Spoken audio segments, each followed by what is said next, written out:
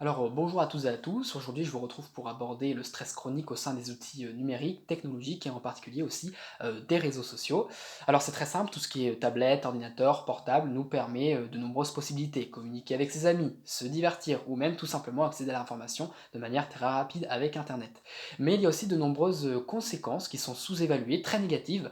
Tout d'abord, la première, c'est une surstimulation cognitive au niveau du cerveau, du fait du flot d'informations continue ou même des notifications que l'on reçoit tout le temps qui va pouvoir être une source de stress puisqu'on va être toujours, nos récepteurs vont toujours être activés, on va toujours être attentif à ça et ça nous fait toujours être dans cet état de phase d'alarme, taux d'adrénaline qui va monter avec toutes les conséquences physiologiques qui s'accompagnent. Il y a aussi des addictions comportementales, des dépendances qui peuvent naître du fait que le système de la récompense est toujours surstimulé avec des shoots de dopamine constants dus à la nouveauté. La dopamine qui est le neurotransmetteur qui va nous faire éprouver un état de pleine satisfaction qui est toujours à la base des dépendances. En effet, il faut savoir qu'il n'y a pas que les jeunes qui sont touchés par ça. On va le voir avec ces deux questionnaires, ces deux sondages plus précisément qui ont été faits. Tout d'abord, le premier sondage porte sur 5879 jeunes adolescents suisses pour voir le lien entre la dépendance, le stress et l'utilisation des réseaux sociaux. La première question, enfin le premier questionnaire va porter sur la question suivante qui est utiliser les réseaux sociaux, est-ce que ça me stresse 5085 personnes ont répondu non et 794 oui. Ensuite, la deuxième question, c'est avez-vous l'impression de passer trop de temps sur les réseaux sociaux Alors là, il y a une réponse beaucoup plus partagée qui fait voir que les adolescents se rendent plus compte qu'ils passent beaucoup de temps, qu'ils sont ou que ça pourrait les faire stresser en fin de compte. Il y a 3719 sondés qui ont répondu non et 2160 oui. On va le voir aussi, c'est surtout au niveau professionnel que ça pose problème aussi. Surtout avec ce deuxième questionnaire, ce deuxième sondage, le stress et la gestion des mails. En effet, il faut savoir que lorsqu'on est au niveau professionnel, on reçoit énormément de mails tout au long de la journée qu'on ne va pas pouvoir forcément lire. C'est surtout au niveau du créneau de 19h qu'il peut y avoir le maximum de mails qui ne vont pas être lus, donc 120 maximum en moyenne.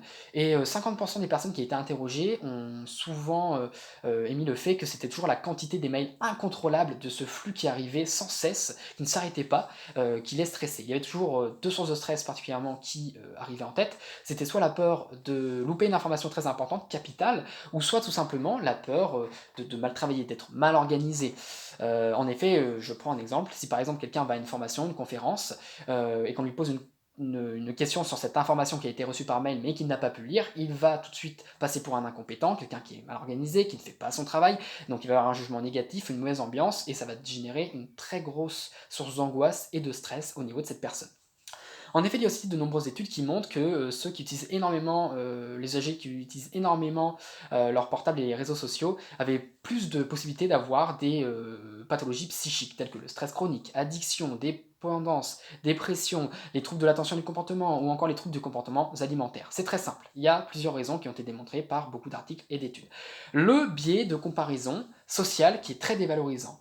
En fin de compte, on va croire que notre existence est moins plaisante. En effet, il y a énormément de narcissisme exacerbé sur les réseaux sociaux. On va toujours montrer le côté idéal des choses, ce qui peut engendrer une source d'angoisse et d'anxiété et de dépression.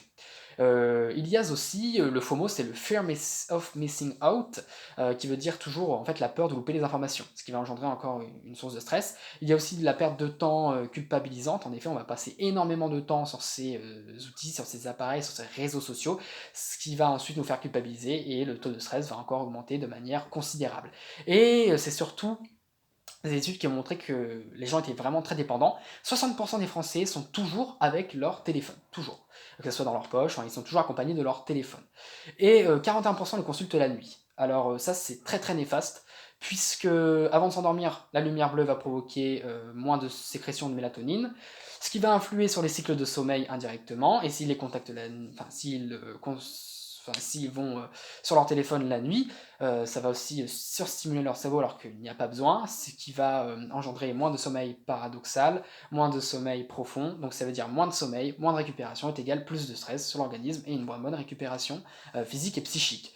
En effet, c'est donc un enjeu de santé très important, un enjeu de santé publique très important pour les addictions comportementales surtout aussi, puisque il va y avoir donc y avoir les taux d'adrénaline et de cortisol sanguin qui vont toujours augmenter, ça a été prouvé par des études, avec toutes les conséquences physiologiques et comportementales qui vont venir, aussi avec les torsades de pointe, les palpitations, les sueurs, les maux de tête, les désordres intestinaux et cutanés, des pensées noires, des désorientations, des confusions, etc. Et on va voir que ces personnes, à chaque fois, elles sont toujours surstimulées du fait des informations qui viennent tout le temps, qui vont les stresser.